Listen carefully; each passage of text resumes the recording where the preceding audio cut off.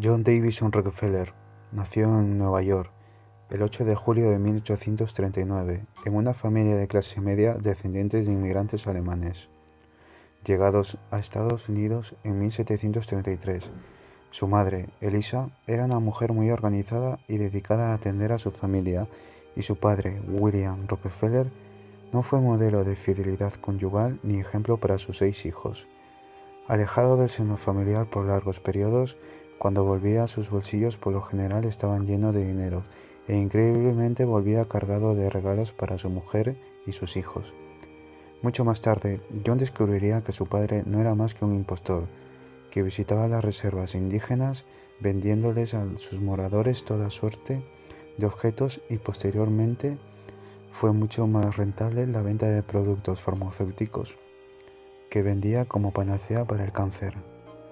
De su madre Elisa heredó no solo el físico, sino también la estricta moral calvinista, además de muchos de los principios básicos de su vida, entre ellos el orden y la dedicación. John Davison desde muy joven demostró ser inteligente y aplicado. Se mudó con su familia a Ohio, Cleveland, donde su padre había conseguido una mejor oportunidad de trabajo. Ahí estudió en varios colegios públicos. Ya desde muy joven, Rockefeller demostró gran interés por los negocios. De hecho, recolectaba piedras para pintarlas y luego venderlas a sus compañeros, cuyos pagos depositaba en un frasco azul, que él mismo denominó más tarde como su primera caja fuerte, que guardaba celosamente en su habitación, logrando a la larga amasar la pequeña fortuna de $50, que era bastante para la época. Rockefeller alega que fue entonces cuando pudo aprender una de las lecciones más valiosas de su vida, cuando un día un amigo de su padre fue a casa a pedirle al mismo un préstamo para saldar un par de deudas que estaban a punto de vencer. Su padre no tenía el dinero, pero él sí, y acordó prestárselo con un interés del 7%. Rockefeller posteriormente se sorprendería cuando, tras un año, recibió una suma monetaria muy superior a la que había dado originalmente. Así él estableció la máxima de su vida: no trabaje por el dinero, deje que el dinero trabaje por usted. De ahí en adelante, todas sus ganancias serían religiosamente contabilizadas en una libreta que llamó Registro A, y comenzó a establecer la mentalidad que lo llevaría a triunfar años más tarde. Su innato gusto por los negocios lo estimuló aún más la Escuela Comercial de Cleveland, de donde salió a los 16 años. De ese mismo obtuvo su primer empleo en una empresa de corredores y comerciantes de granos, donde trabajó con general beneplácito sin fijarse en horarios, perdido en ese mar de cifras que tanto le apasionaba. Por la noche, en su cama, repasaba mentalmente las operaciones financieras del día, tratando de descubrir en qué podía haber obtenido mayores ganancias. Ya a sus 16 años, John Davison Rockefeller era contador en Cleveland y mostró gran competencia en el área, trabajando para varias firmas, llegando al punto de que en el tercer año, en su susodicho sector, ya ganaba $600, una suma muy alta para la época. Pero tras que le negase un aumento de $200, decidió instalar un negocio por cuenta propia. Tenía ahorrados $800, pero aún le faltaban otros 1.000 para crear su primera firma de corretaje. Su padre se lo adelantó con un interés anual del 10%, hasta que alcanzara la mayoría de edad. Así fundó con su primer socio, M.B. Clark, la firma Clark y Rockefeller, que obtuvo en su primer año beneficios por $4.000, y en el segundo año cuadruplicó la suma. Entonces comenzó a invertir en el sector cafetero, con lo que aumentó aún más sus ingresos, pero a pesar de la gran cantidad de dinero que ganaba, Rockefeller no se sentía complacido, deseaba llegar mucho más lejos y estaba decidido a lograrlo. La inconformidad de Rockefeller respecto a sus logros y a la producción de su firma, así como su percepción de que la industria petrolera le brindaban más oportunidades, lo llevaron a ingresar al sector industrial, en la producción petrolera. John Davison Rockefeller era ahora un joven acaudalado entusiasta del sector petrolero, pero ninguna persona en aquel mundo se imaginaba que tal ambición e inteligencia de este joven lo llevaría a crear el mayor monopolio de todos los tiempos, y justamente sobre aquella tan importante industria. Desde los años 1850, Cleveland había estado experimentando un acelerado crecimiento, especialmente en los sectores industriales, dando como resultado que para 1861 se había tornado en una de las ciudades más modernas y productivas de Estados Unidos, además de una de las principales sedes industriales. En medio de este ambiente, Rockefeller apreció de cerca el crecimiento paulatino que la empresa petrolera comenzaba a experimentar, y fue lo bastante brillante para entender que ese combustible pronto se convertiría en la fuente de energía del mundo.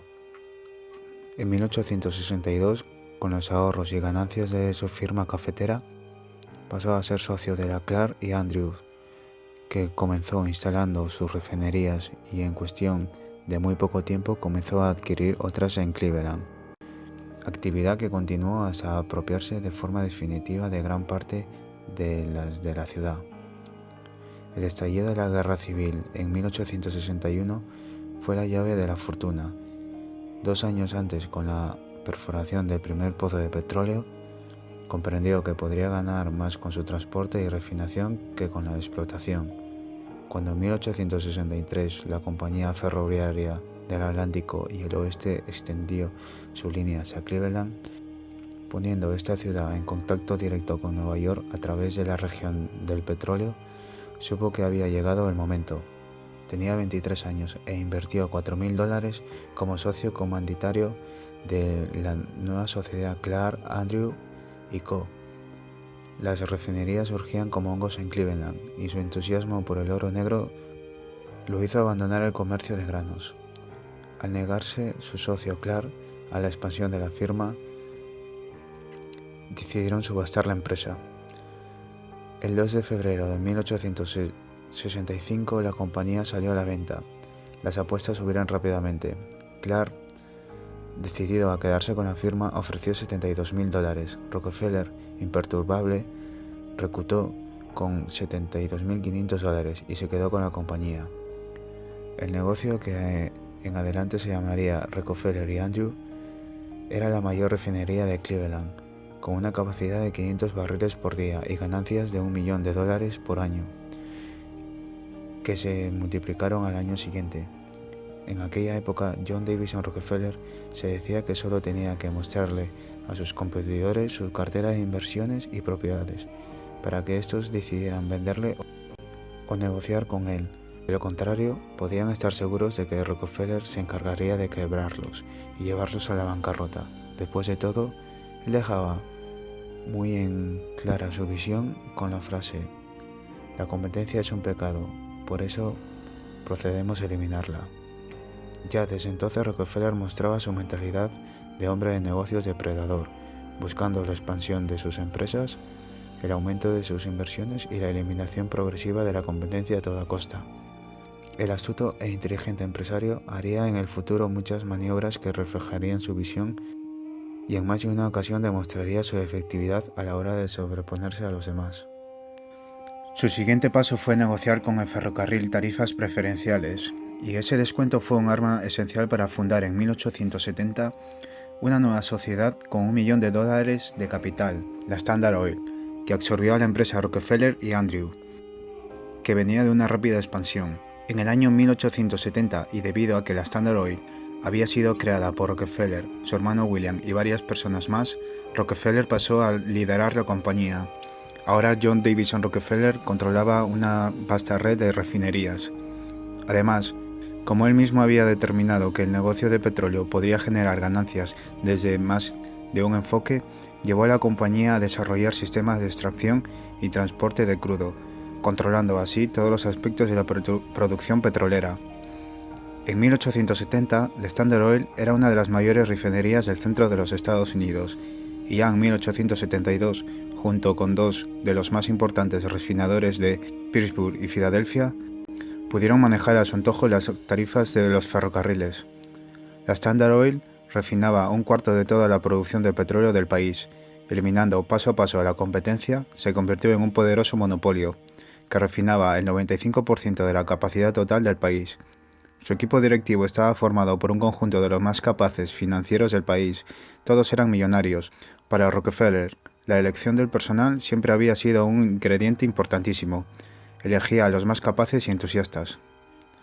A principios de 1872, Rockefeller estaba decidido a finalizar su proyecto de conquista de la industria petrolera, para lo cual avanzó dando una maniobra sin precedentes, al ayudar a crear la Sound Improvement Company, una asociación que englobaba a los principales refinadores de petróleo de Cleveland. Llegaron a acuerdos con las empresas ferroviarias para obtener importantes descuentos para los miembros de la asociación. Ese acuerdo ocasionó la reclamación del público, que abogó por su anulación, algo que logró de modo legal 3 meses más tarde ante las protestas de la gente, pero para entonces casi todos los competidores de Rockefeller se habían visto obligados a vender o asociarse con él.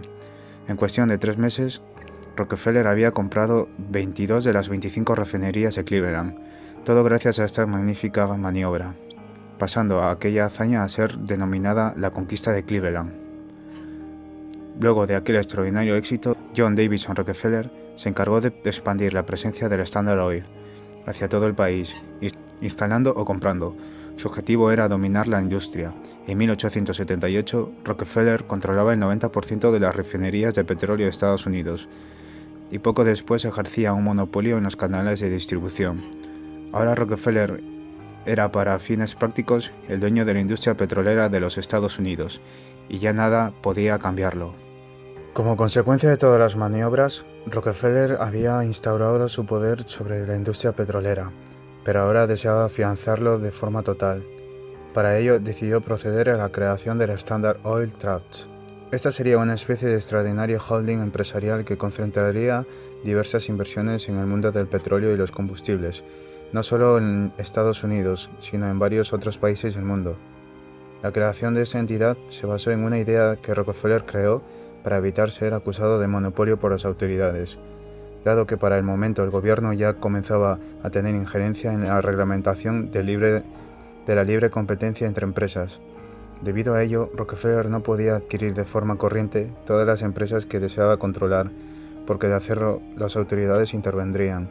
La solución fue la creación de trusts, término que en inglés significa confianza, y que se refiere a una concentración de empresas bajo una misma dirección. El control legal de las sociedades constituyentes se confería a una junta de administradores, cambiándose las acciones de las compañías por certificados de trusts. De esta manera, Rockefeller lograba unir las distintas empresas bajo una misma dirección central, con la finalidad de ejercer un control de las ventas y la comercialización del petróleo. De esta manera, Rockefeller lograba unir las distintas empresas bajo una misma dirección central, con la finalidad de ejercer un control de las ventas y comercialización del petróleo. La idea de Rockefeller se materializó en 1882, creándose así la Standard Oil Trust, que fue el primer monopolio del mundo, abarcando toda la industria petrolera estadounidense, controlando los procesos de extracción, refino, transporte, distribución y venta de todos los productos derivados del 90% de todo el petróleo de Estados Unidos, y sosteniendo operaciones, inversiones y actividades en decenas de otros países. Este fue el epítome de la extraordinaria carrera empresarial de Rockefeller, que ahora era el hombre más acaudalado de Estados Unidos y posiblemente del mundo. Ya a finales de la década de 1880, el gobierno de los Estados Unidos estaba centrando su atención en el inmenso desarrollo del sector privado del país. En ese momento, el gobierno de los Estados Unidos estaba decidido a reglamentarlo, para permitir el desarrollo equilibrado y justo de las inversiones y las compañías, buscando establecer la libre competencia en un país donde tal cosa no existía. Por supuesto, para llevar a cabo tal proyecto de reforma era necesario demostrar que no se pretendían monopolios, y la única forma de comprobarlo era suprimiendo a la más grande y poderosa de todas, la Standard Oil, que gracias a la Standard Oil Trust y a sus múltiples inversiones y a su dominio de la industria, controlaba casi en su totalidad el petróleo estadounidense y gran parte del petróleo del mundo.